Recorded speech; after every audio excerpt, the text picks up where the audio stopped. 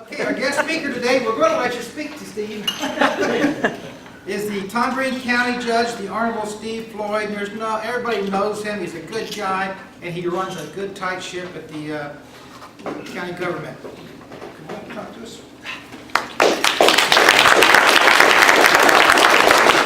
I'm going to try to speak loud enough not to have to use that, because the way I speak with my hand, I'm burning myself out.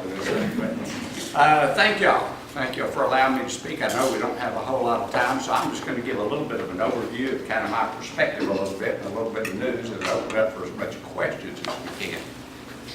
Ralph and Rick, if I ask a question, don't hold up the hand. I don't want to be accused of conducting a meeting. Last December has been 3 years since I became the county judge, and it seems like we've operated in the shadow all of this time, even though there's some huge things going on, but with obviously a huge presidential election going on, contentious police chief's race that went on, we just kind of got shoved to the side. We're going to have to start cleaning up our act, because the city's fixing to put to bed that trash contract deal and the short-term rentals, and so now they're going to be coming around looking at us. So they're going to be back in the limelight to a certain degree. Yes, thank you for the kind words about the county elected officials. We are Republican, but I'll tell you, there can be rhinos. There can certainly be rhinos out there. Fortunately, we have good conservative elected officials that are serving within the county. That is so important, because the Commissioners Court, for all practical purposes, are there to provide the resources and the assets for them to conduct the business they're supposed to do. We have to depend on them to bring us their best practices, because every one of those departments are challenged. You can go through every elected official that were introduced here and look at the legislative changes that have occurred just in the last 5 years, how it's impacted their department and their duties. Unfortunately, even though I know what the principles of this club are, it is not necessarily that thought process, even out of Austin, sometimes doesn't adhere to those principles. It's made our job much more difficult. And we're having to get more innovative to try to control the budget as best we can. Fortunately, we are blessed to have a good group here that tries to bring us best practices and adopt them. That's the reason we try to fund them for some travel and training to go see those ideas. We are continually to evolving. Since my arrival, we have the dual cardiovascular system of the county basically is IT and procurement. We have to be able to get what we need. Sheriff's deputies need to be able to put gas in their cars. Both of those systems have totally been rebuilt to a certain degree. Everything that we can find within the court systems, we're looking at and trying to implement. I think Tiffany Shepard may be coming in subsequent months to talk about the new special report that we're doing. We re-energized some relationships with the Guardianship Alliance, trying to deal with guardian issues. They speak to it as the silver tsunami as the baby boomers start aging and having to deal with them in the stagecoach system. But we are challenged. We are going back to borrow some additional money to complete our capital projects. The Commissioners Court will be presented on January the 31st to present that another $9.7 million. The basis for that are a couple of things. One, it's been 2 years since our needs assessment. We've had some inflation within that, and we started setting a budget and trying to fit the project within those budgets. Once we got to that point in time, several things have happened. There's been a new cluster court created for CPS cases. It was created out of Phillips that we have to house. Some additional requirements from the jail commission standards. And as things have gone along, there's a little bit of a scope creep. Once we got to looking at the courthouse, now how to utilize that existing building, it looked like it served our best interest to go ahead and try to do that in a little more encompassing manner with one construction manager and some things. So we considered that. The court voted a couple of weeks ago to go ahead and go through this project. We'll make that final decision on January 31st, and anybody that has any questions about that or where it's going is certainly welcome to asking us at that point in time. We are obviously, all of us are anxious about the new administration coming in that's coming. I don't know how that is going to reflect, how long it will take for any impact of that to affect what we do daily. They do have an impact on us, but generally it is filtered through Austin of how it affects us. So I think we will, it has to be better. I think we all agree with that. It has to be better. The thought of Chelsea Manning walking out of jail after what they've done just frustrates me to no end. But let me speak a little bit about what I think is going on in Austin and give you kind of a perspective from somebody that has to raise funds. I serve at your pleasure, I serve at your expense, and I try to serve at your benefit, the same as every other elected official that y'all have chosen. We seem to be, right now, especially out of the Senate, getting somewhat demonized for what we do. And it's dealing with property taxes. Property taxes are in no one's favor. They basically have been a big issue. They're primarily driven by public education. Texas has struggled trying to find an equitable way to fund public education. It is still driven by property taxes. It's the same way that we fund what the state tells us the duties we will perform for y'all. And public safety is 65–70% of our budget. It's pretty high on people's priority list. Fortunately, we are blessed with the chief and the sheriff who runs a professional department, and they catch them. And I applaud them for that. The recruiting schools are full, as I understand, of applicants in light of everything else that's wanting to get involved, and their leadership, I think, has a lot to do with that. The problem is that once they catch them, then they become county property, if you want to term it that way. They come into the county jail, we have to deal with the prosecution. That's how people's priority list is one of our biggest budget drivers. And all of y'all have heard about the capital murder situation. I think between the prosecutors and the court system, I think that we have got a schedule of which we are going to be able to take care of that. But with that said, we've still got those challenges. What's going to happen with, we feel like we've been somewhat demonized by, out of Austin, especially out of the Senate, trying to put caps and revenue situations on us that probably won't affect us a great deal here, but in some counties it will. But if they, on the other hand, if they would try to keep those costs from flowing down to us, which happened last session, it will happen this session. I answer to y'all. Y'all expect us to get every one of the elected officials to perform their duties. The state mandates we do those duties. And it's a little frustrating that they're not in the property tax business, but they want to demonize us for doing our jobs, putting on us.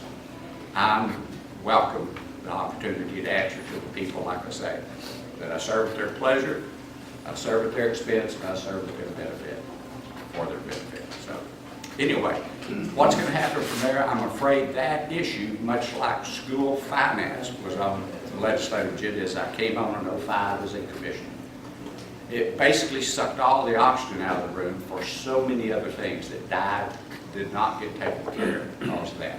I think this is going to be the issue. Between that and bathroom bills and back visiting with open carry and the things that are very publicly very popular, a lot of the small nuts and bolts things that affect us so much of being able to do our job efficiently and correctly, they just don't get to it.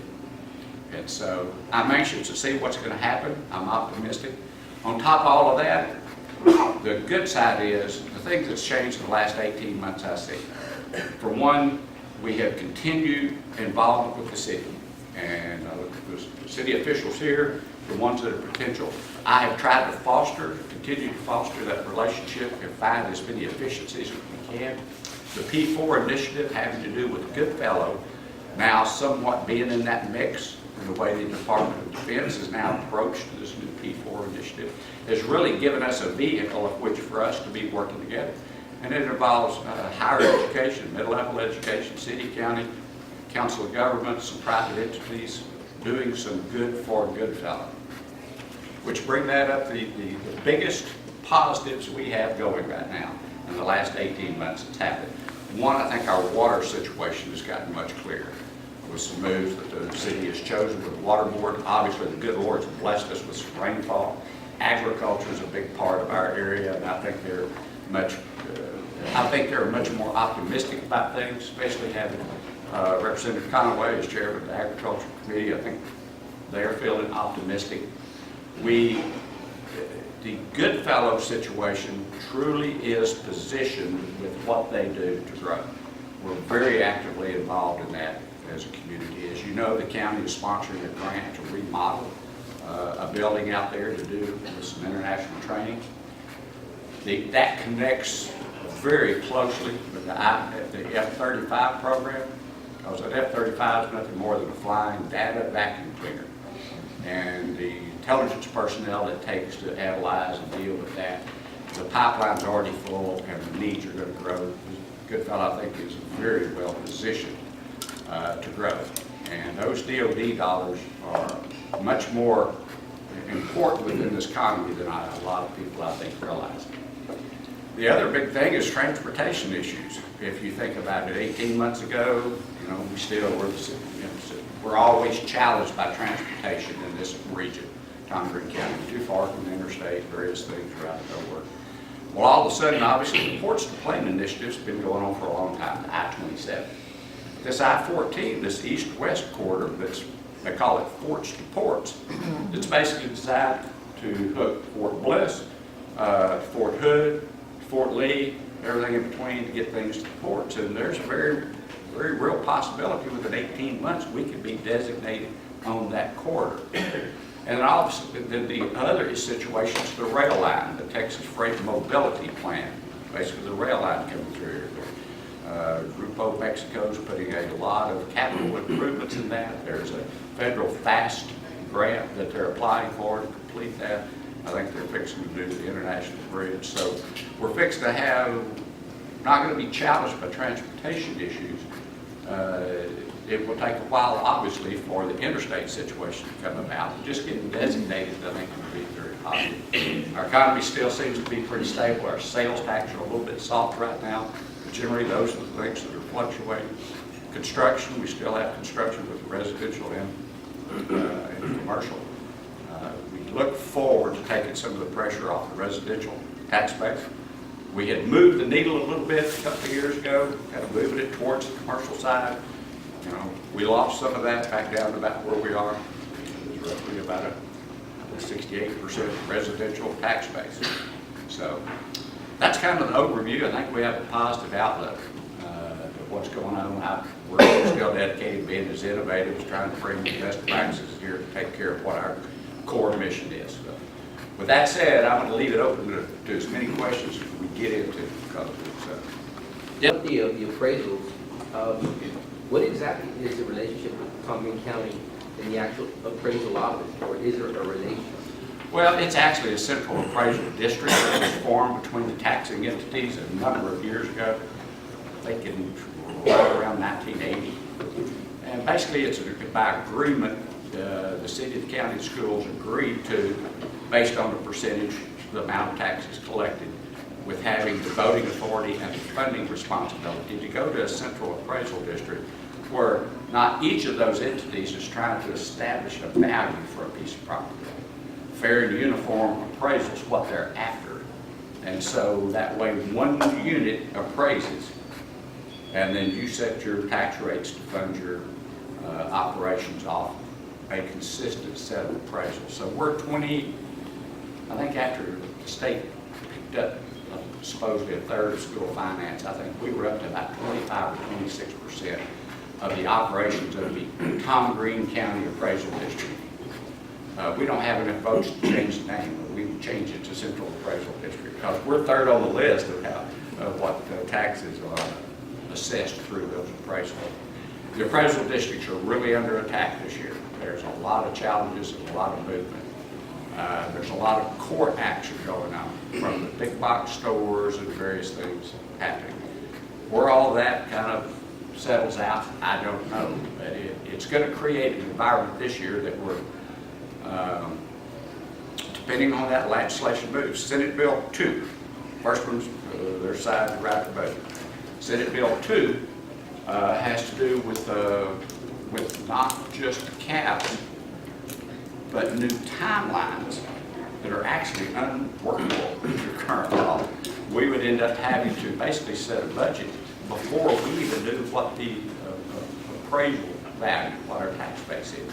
So I don't think it would get passed into law if currently now. I think that it would get delayed to have that sync up with the existing current laws. But the appraisal districts are, there's a numerous bills filed to deal with how that happens. And I think everybody's trying to get fair and equal. They are controlled basically by the state comptroller's office. They come in, they have to answer to them, not to us, primarily. So I know it needs some tune-up. I'm certainly not qualified to say how that needs to be fixed, but there will be a lot of discussion about that. But this budget cycle we'll go through here starting in a couple of months is going to be done somewhat with one eye going about what's happening daily down there to try to read the tea leaves of where we're going to end up and how we're going to go and what timelines we have to deal with.